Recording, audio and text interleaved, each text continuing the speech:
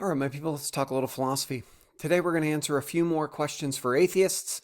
These questions come from Braxton over at Trinity Radio, and I found his video because a viewer suggested I look for 10 questions that Braxton asked. I stumbled upon these 5 questions for 2025, and since it is in fact 2025, I figured I'd do these instead. So let's see if we can answer these questions. Cameron Bertuzzi over at Capturing Christianity recently caused a lot of controversy by saying he no longer takes atheism seriously. The reason why I don't take atheism seriously any longer is because even if we accept the atheist's strongest argument, it still wouldn't prove atheism. We have these really powerful arguments, at least from our perspective, on the theist side, like arguments from fine-tuning. But yes, there are arguments on the other side that are meant to show that it's unlikely God exists or that God does not exist, like arguments from evil or divine hiddenness arguments. And so this puts us in an interesting spot. We've got arguments for and against. But as Philip Goff suggested recently, perhaps you have a God of limited power. This would mean you have really powerful arguments from God on the theist side, like the fine-tuning arguments. But then the arguments from evil and divine hiddenness no longer become powerful arguments for atheism. Instead, what they are arguments for a limited God, but not arguments for no God.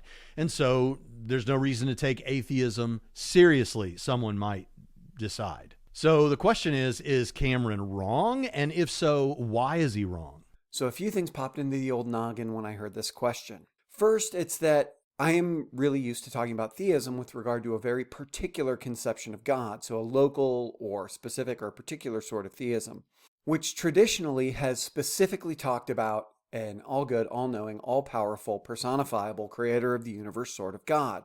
So if Braxton and Cameron aren't talking about that God, then certainly they don't have to consider arguments against that particular conception of God that are based on the property that they no longer claim that God has. It seems a little weird that theists, particularly Christian evangelicals, are going to just casually be like, oh yeah, it's cool. God's not all-powerful anymore. People have been shamed or guilted or made to feel inadequate or as if their faith wasn't strong enough just for questioning the idea that God was all-powerful. So now to be like, yeah, it's cool, he's not as powerful as we thought, without recognizing how wrong we were in the past, seems kind of hollow. Additionally, it's not like this is a new proposal. And we can specifically, explicitly find it in Mackey's Evil and Omnipotence, where he says, hey, here are legitimate, satisfactory solutions to the problem of evil.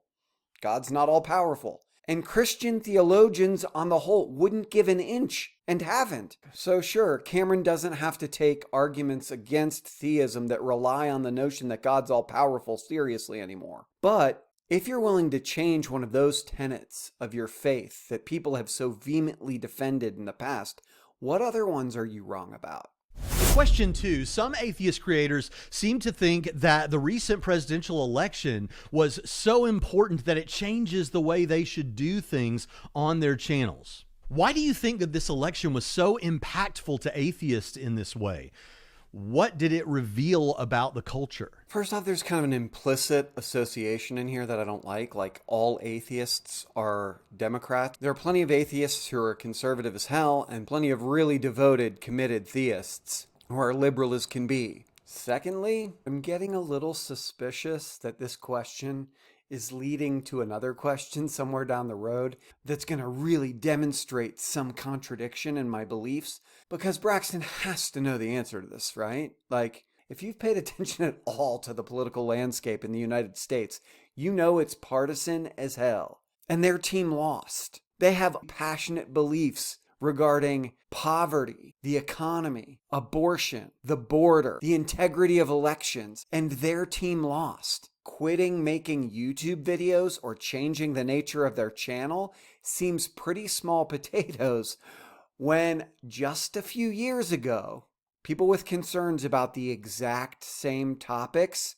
committed, worst case scenario, conspiracy to commit sedition, attempts to overthrow the government, or very best case scenario, trespassing, assault, and theft. And you're going to say you don't understand how this works? I'm trying to give you the benefit of the doubt, Braxton, but it feels like you're trying to set me up for a little something.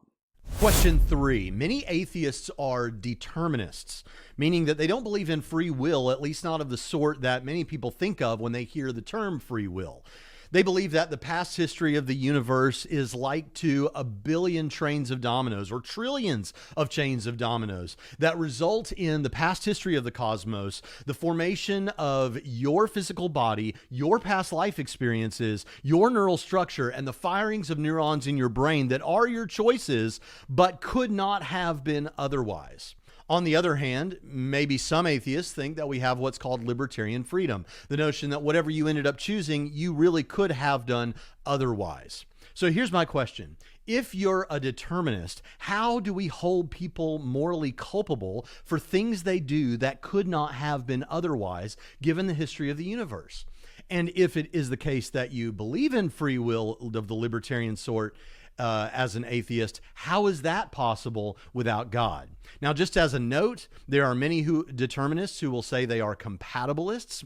And what that means is not that libertarian freedom is compatible with determinism. Compatibilists hold that determinism is true. It's just that we can hold people morally culpable in spite of the determinism. That moral culpability is possible, is compatible with determinism. So it doesn't answer the question. I'm asking that question. How, if you're a determinist? How is it that people are morally culpable given that their choices could not have been otherwise?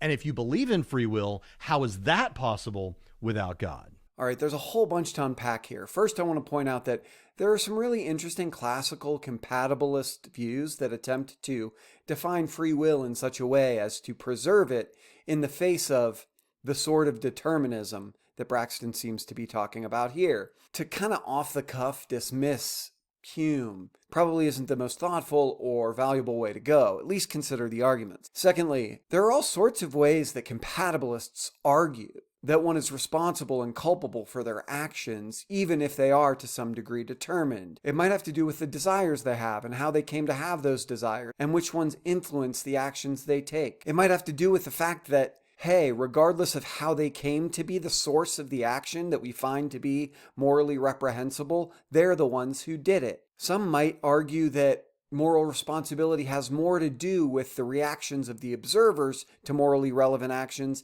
than the agents involved.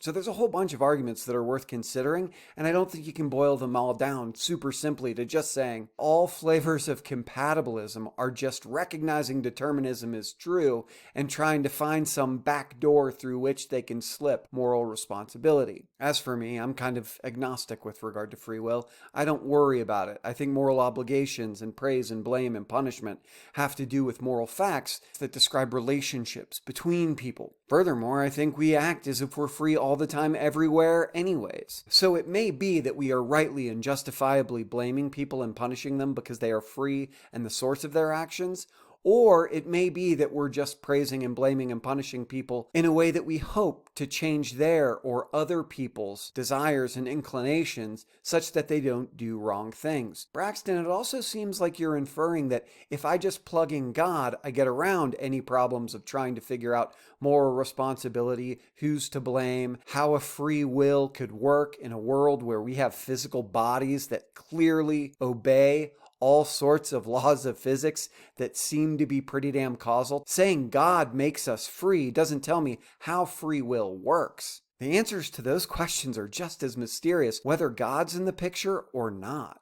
Number 4, Richard Dawkins has long been praised by atheists as one of the 4 horsemen of the new atheism.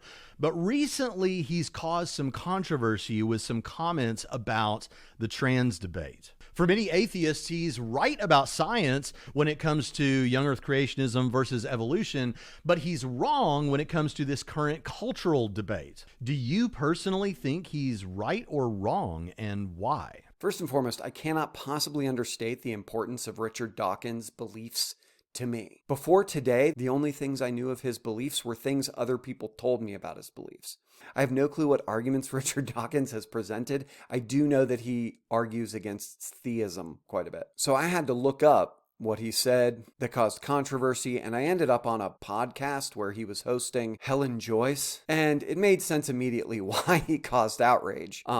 mostly what I experienced when watching this podcast was it made me think, damn, that dude's old and out of touch. The whole thing felt a little bit like when you explain to your grandparent for the first time that they can't use the term Negro. It's like, what? I thought that was the polite term for those people. Because it was so awkward and cringy, I just didn't watch a lot of it. If he's equating sex with gender, he just doesn't know what the word gender means. The word gender was used for the first time in anything close to the way we use it now in 1945 by a dude named Madison Bentley, who more or less coined the term, saying that gender was the social obverse to sex, meaning the other side of the coin to sex, meaning sex and gender are not identical. Gender is the social association we have with a particular sex. So if Dawkins is arguing that sex and gender are the same thing, he just gets to be wrong. Furthermore, if he's just insisting, well, there are two genders, I could see why he'd make that mistake, because at the time that Bentley was talking, the conventional view was there are two genders. Since gender, as Bentley was talking about it in 1945, was reflecting the social norms that are associated with sex, sex chromosomes, genitalia, sex-linked characteristics, and people were only talking about two, then it made sense. But now, that sort of terminology is changing. I'm not sure what else Richard Dawkins said about sex, gender, or trans folks in general. I'm not sure I want to know. What I do know is that trans people, particularly trans women, are shit upon in our society more than just about any other demographic you can find. When you look at everything from being victims of violence, sexual violence, domestic violence, suicide rates, depression rates, just about anything, trans folks are suffering in ways that other demographics aren't, and every reasonable explanation shows that it's not their fault. So it makes sense that members of the trans community would be a little off-put by the things Dawkins was saying. I disagree with Dawkins about some things. I agree with him about other things. Now, for this last question, there's a little bit of setup. Here's a quote from Robin Collins about the fine-tuning of the universe, and I'd like to know what your reaction to it is. Suppose we went on a mission to Mars and found a domed structure in which everything was set up just right for life to exist. The temperature, for example, was set to around 70 degrees Fahrenheit and the humidity was at 50%. Moreover, there was an oxygen recycling system, an energy gathering system, and a whole system for the production of food. Put simply, the domed structure appeared to be a fully functioning biosphere. What conclusion would we draw from finding this structure? Would we draw the conclusion that it just happened to form by chance? Certainly not. Instead, we would unanimously conclude that it was designed by some intelligent being. Why would we draw this conclusion? Because an intelligent designer appears to be the only plausible explanation for the existence of the structure. That is the only alternative explanation we can think of, that the structure was formed by some natural process, seems extremely unlikely. Of course, it is possible that, for example, through some volcanic eruption, various metals and other compounds could have formed and then separated out in just the right way to produce the biosphere. But such a scenario strikes us as extraordinarily unlikely, thus making this alternative explanation unbelievable. I trimmed this last question a little bit because we can see where Braxton's going, and the explanation's pretty long. He just continues with this kind of Paley's watch on steroids sort of design fine-tuning argument, wherein he points out that if the initial conditions of the Big Bang, or nuclear force, or gravity, or the size of neutrons were all even the tiniest bit different, the universe would have looked totally different and we likely wouldn't have been here. He claims that the odds of some of these things happening are the same as me shooting a rifle and hitting a target on the other side of the known universe. Really improbable stuff. Now, these are some of the kinds of facts that are often used to make fine-tuning arguments. Some of the best arguments for God's existence according to almost everyone involved. So here's the question. Are we wrong to think that this supports theism? If so, why? Depends a little on what you mean by theism, but no, it doesn't support theism. And here's why. One, the probabilities you give, I'm not sure about. A lot of people set up these sorts of Bayesian exercises in attempting to determine probabilities, but none of that works unless we know the initial conditions, which we probably didn't know, right? I can determine what the probability of me picking a jack of hearts out of a bag is if I know there are 2 decks of cards in the bag. We don't know exactly the initial conditions of the universe, so it's tough to have really accurate probabilistic accounts of what happened, what would happen, or how it would happen. 2, I can see why our being here seems like this unbelievably improbable state of affairs, given the way you're looking at it, Braxton. But I'm going to ask you to look at it a slightly different way, based on facts that are demonstrable and 100% irrefutable. The probability of this world existing, 100%. It happened. And the probability of this world existing is the exact same as any other physically possible universe we could have had. If you want to think of it in terms of a random number generator, let's say we're going to pick a number 0 through 50 sextillion. Do you know what the odds were of that being 3? The exact same as any other number between 0 and 50 sextillion. Why do I mention the number 50 sextillion? Because space is big, really big. By some really solid scientific estimations, there are 50 sextillion planets in a habitable zone in the universe. So, although I understand why the numbers and data that you presented occasion surprise and wonder and demand that one consider the possibility that we were created by someone or something, there's also a bunch of overwhelmingly big, surprising, and wondrous numbers on the other side. Because shooting that target on the other side of the universe doesn't seem all that improbable if I get 50 sextillion shots to do it. And ultimately, I can totally understand why you'd be tempted to believe in a creator. But none of the cosmological evidence in the universe gives you any justification for the belief in a particular conception of God who has particular characteristics. So, Braxton, I hope that answered your questions. If you or anybody else wants to discuss these topics, get in touch. We can talk about it. Thanks so much for the time. I look forward to seeing folks in the comments.